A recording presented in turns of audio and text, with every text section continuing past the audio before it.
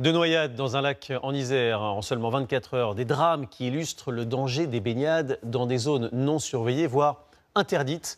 Quand il fait chaud, certains secteurs sont pris d'assaut malgré le danger. Illustration ici dans le Gard avec Emma Vincent et Manon Scarzello.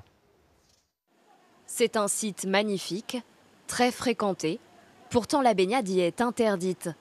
Aux cascades du Sautadet, la force des courants peut entraîner les enfants. Les touristes viennent sauter des falaises sans mesurer les risques. Ah mais mets-le toi et ça glisse.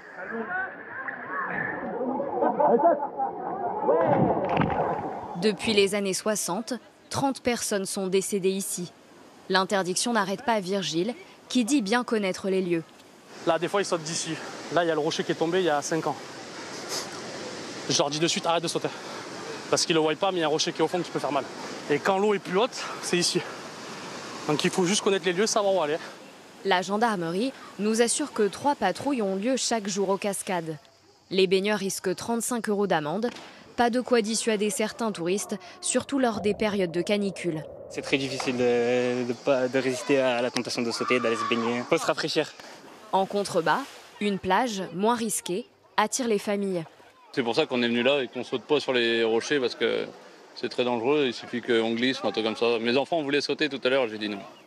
Et ce n'est pas le seul endroit où la baignade est dangereuse. Dans les canaux, le risque de faire une hydrocution ou d'être blessé par un bateau est élevé. On ne voit pas où l'on plonge. Il peut y avoir des objets immergés qui représentent un fort risque de coupure. La noyade est la première cause de décès accidentel chez les moins de 25 ans. On regarde bien le ciel, ouais, super. Pour prévenir ces drames, le club de plongée des pompiers du Gard et la ville de Nîmes proposent des stages d'aisance aquatique pour apprendre un réflexe essentiel, faire la planche.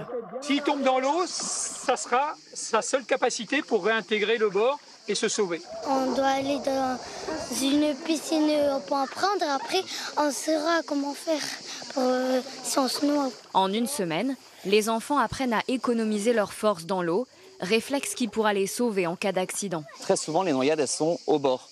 Ils vont tomber d'un bateau, ils vont tomber d'un petit muret. L'objectif est vraiment que l'enfant, s'il venait à tomber dans l'eau, ne soit pas pris de panique et puisse sortir de l'eau.